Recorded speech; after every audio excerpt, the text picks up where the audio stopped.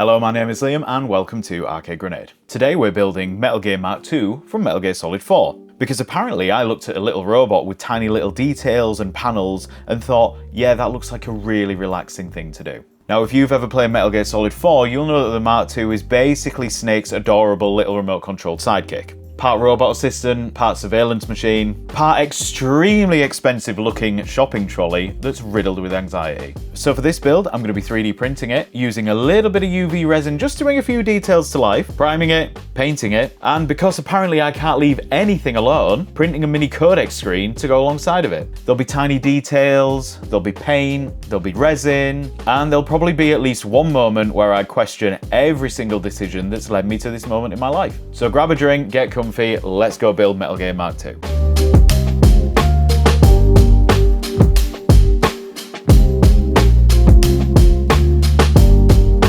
Now that we've got all our stuff printed off, I guess we'd better get it cleaned up, shouldn't we? Start off with the body.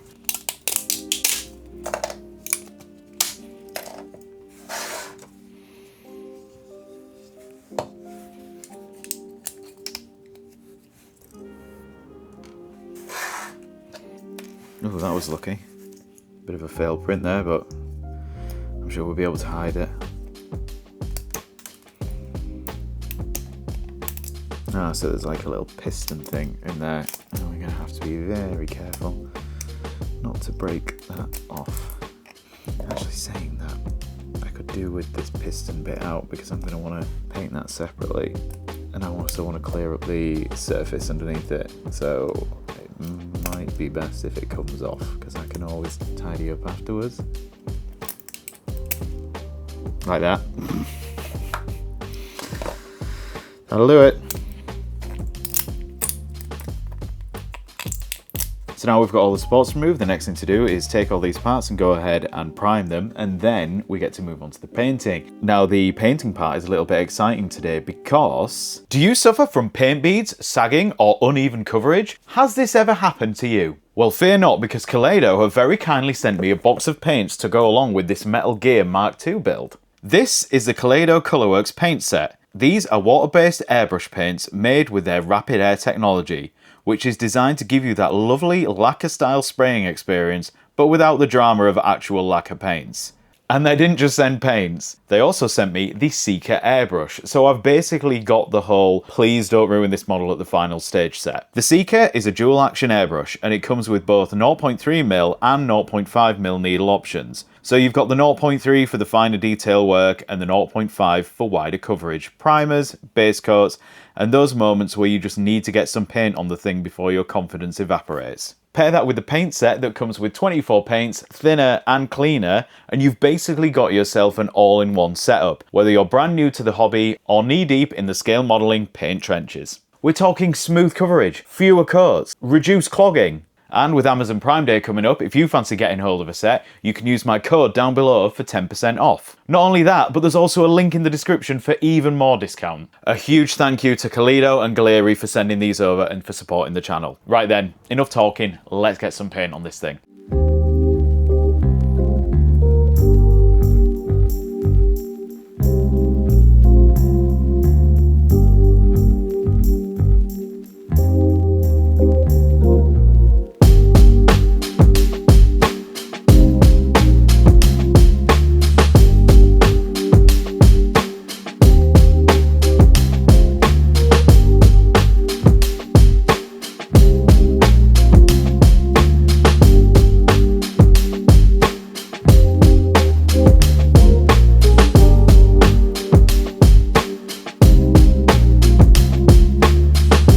Brilliant. I am thoroughly impressed with the way these paints have turned out. I know we've just had a look at the little bit of me talking about the paints, but actually, genuinely, these paints are great. Seriously, if you're considering getting into airbrushing and you don't know where to start, I know that the market can be a bit flooded with which paints to get, but yeah, these are well worth a try. And the airbrush that they sent me is so good. Going from a basic airbrush to the Seeker airbrush, it's night and day in terms of the quality, the build quality of the product, and the the finishes that you get. I know a lot of people out there will say, well, it's down to the person who's using it, but again, I was blown away with it. I'm really, really chuffed with it. I'm really glad they sent me it, and I will definitely be switching to Kaleido paints from now on because they're just great. And do you know what? It's the tiny, tiny little things as well. This isn't mentioned, you know, I didn't mention this earlier, but even in the bottles, there's got a little ball bearing in there, so it nicely mixes the paint up, so you're not having to shake the hell out of it. Yeah, very chuffed, very, very chuffed with that. Anyway, enough gushing about paints. It's time that we actually added some details to this thing. I know that in the previous shot, we were working off this color scheme, but I was looking at it as I was about to start painting it, and then I looked at this image. I was looking at the color scheme of how the Metal Gear looks in Snatcher. I really like the deep, vibrant blue, so I've gone a little bit off-piste with it and gone for the slightly darker blue. We'll see how it turns out, but yeah, it's time that we started adding in some fine details. What I'm thinking we do is add the details in, and then I might weather it ever so slightly. Nothing to the degree of the R-wing. I just want to add some tiny, tiny little bits of weathering in. I just think it'll help build the image a little bit more, and obviously we need to touch that paint up there. Oh, and something that we're going to do as well, people might be looking at it and thinking, well, the screen's blank, but just wait, because I've got an idea for that as well. Yeah, that's looking cool. Yeah, that is looking super.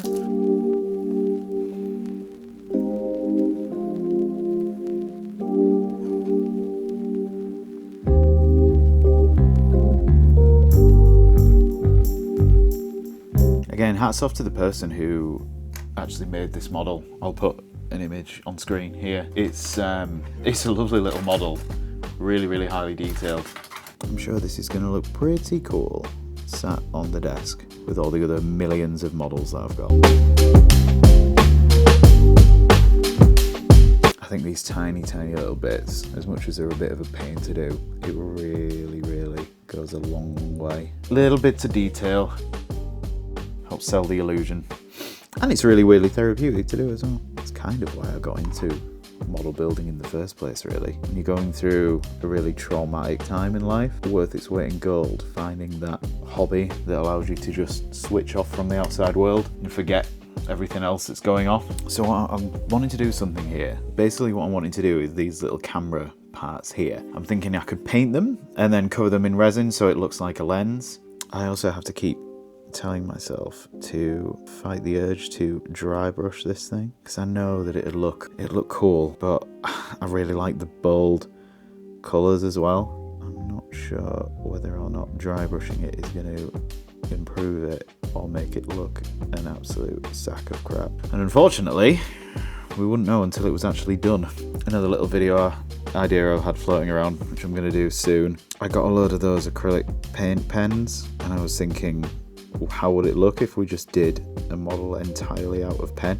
That's probably going to be in the next video or the one after. Can you paint an entire model using only crappy Amazon pens? Should I do that? No, I'm going to do silver brass. Yeah, that'll add a nice little bit of colour separation to the pistons in the legs as well, won't it? I'll tell you what would look quite good as well. Maybe not in this one, I might do another one. What if I like hollowed the head out and put some LEDs in it? Oh, why did I say that out loud? Because I'm wanting to do it now. No. Let's continue on.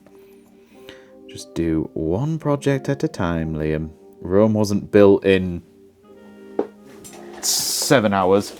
I don't know if this is a thing in this hobby or not, but does everyone out there have like their own favourite paintbrush out of their set that they use? And it's probably not even the best paintbrush for the job. It might be a little bit tatty, but you've just literally been unable to find something that is as nice to use. Like, it's me with these sets. This paintbrush, it's just a cheap one off, I think it was from Temu. It's not great by any stretch of the imagination, but I don't know. It just, every time I go to paint a miniature, I just seem to gravitate towards this paintbrush. It's weird. That's far too much paint on my paintbrush. Oh, for God's sake. Far too much paint on my paintbrush, and that's going to look dry really weird now.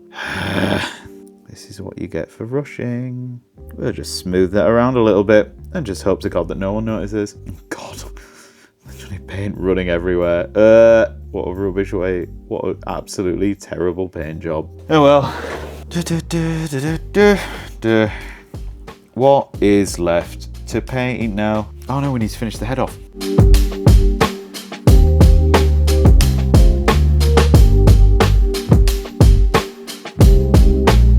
Fantastic, so that's the majority of the painting done. I'm going to wait for the paint on the face to dry, and then we'll do that little UV thing, making it look like a lens. Then we'll glue it together, and then we'll look at weathering. Cool. Well, now it's all painted, I guess we'd better get this thing put together. Luckily, the creator of this model has also provided us with a very fetching display stand, which is quite nice of him. So let's just get these supports off here. That'll make it a little bit easier put together, because getting this thing to stand up on its own, well, it's impossible because it doesn't. So we're going to be using our good old friend super glue again, and a little bit of activator spray. I'm thinking this is going to be easier to put together if we put it in place on the base. Personally, yeah, I'm thinking if we get it glued in and then go from there. I'm guessing if we kind of build it from the base and go from there. Shall we? Yeah, let's tell you what. Let's get the legs on. Let's get the legs on first.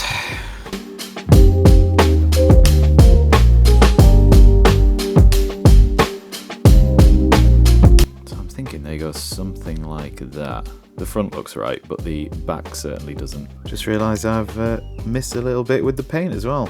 Never mind. Let's build the rest of the let's build the rest of the leg up first. Awesome. So yeah, we've got our two thigh. I think I said calf earlier. I meant thigh. Got our two thigh pieces there. Luckily, there is a little. Yeah, there is. There's a little indentation for it sitting. Oh, I suppose that helps us actually get the angle right as well. Yeah, it probably is a good job that we put the thigh on the rest of the leg before attaching it to the body. Next is the little pistons. They kind of hold the okay, yeah, I see. So they hold the bottom the wheels on, so we're gonna have to get the angle of that pretty accurate. So that piece goes on there, and then that piece goes there. So that goes on the piston, and then that's on the wheel. So that sits like that. Yeah, that's definitely going to need a bit of glue just to hold it though, because that's a little bit floppy. This is pretty sturdy, to be fair. And then I suppose I can always use it to pose the legs in a different way. I'm quite chuffed with how that looks, actually. Nice little bit of colour separation too. Well, we better do the other leg, hadn't we?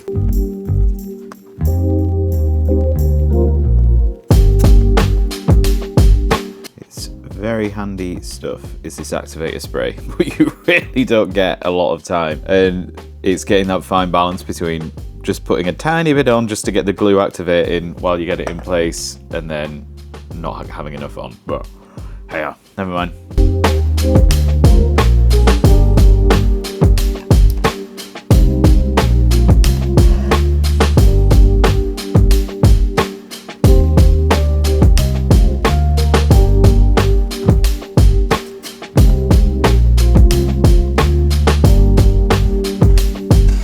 Lovely stuff. This is coming along nicely. Now we need to glue the head on. But before we glue it on, we're going to do that little thing with the lens that I was talking about. So let's just move that out of the way for now. So what I'm thinking is, where we've got these camera lenses here, they're painted and they look okay, but I want them to look like they've got a little dome of glass. So I've got some UV resin here and these weird little silicon tipped paintbrushes. They're not actually brushes at all, but you can use them to kind of move the resin around.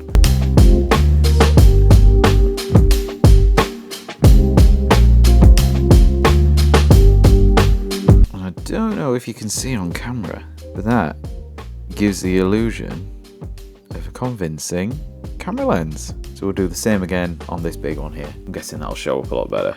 So there you go, a couple of little camera lenses.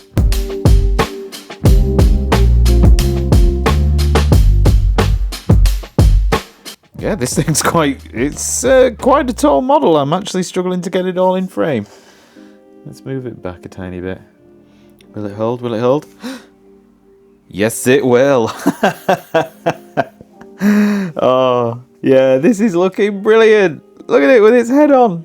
And I can still turn the head. I can't lift it up and down. Obviously, it's far too flimsy to do that, but I can turn the head left to right if I want to. Well, the last bit left to glue on is the screen that goes off the side here. Now, what am I going to do here? I hear you scream and shout through the screen. Well, I was thinking it'd be cool if we took a screenshot of a codec conversation between Snake and Otacon and stick it in there. So, right, let's cut this out and see how it fits. Probably wrong.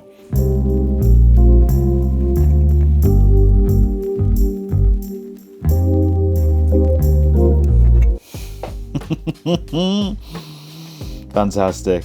Cool. Let's cover this in tape just so it doesn't look so papery. I want it to actually look like a screen. Look at that, it's such a good fit. I can't get it out. Come on, out. Yeah, that's looking a bit more screen-like now. Oh, but Liam, you use super glue for everything. Yep, you're right. I do. One codec screen. Awesome.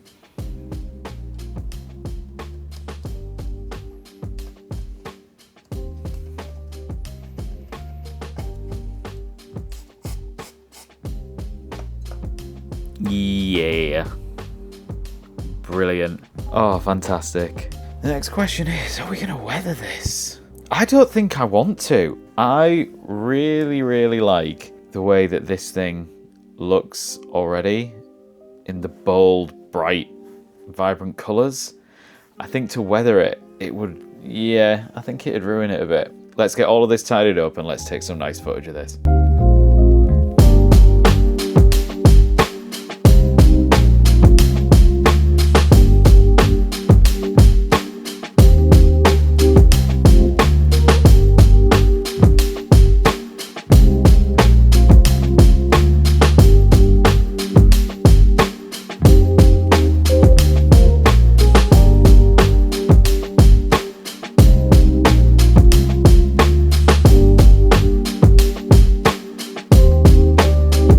And there we have it, Metal Gear Mark II is finished. I'm really happy with how this little guy turned out. It survived the printing process, it survived the painting process, and most importantly, I didn't launch it across the room during assembly, which I'm counting as personal growth. A huge shout out to Kaleido and Gaahleri for sending out the paints and the Seeker airbrush to go along with this build. They made the whole painting process feel a lot less terrifying. Which is exactly what you want when you're staring at a freshly primed model thinking, oh please, please go right. If you enjoyed the video, give it a like and drop a comment down below. And subscribe to Arcade Grenade for more 3D printing, model making, retro video game repairs, and general nerdy chaos. Let me know in the comments what you think of Mark II, and also let me know if there's any other Metal Gear builds that you'd like to see me try next. I've been Liam, this has been Arcade Grenade, and I'll see you in the next one.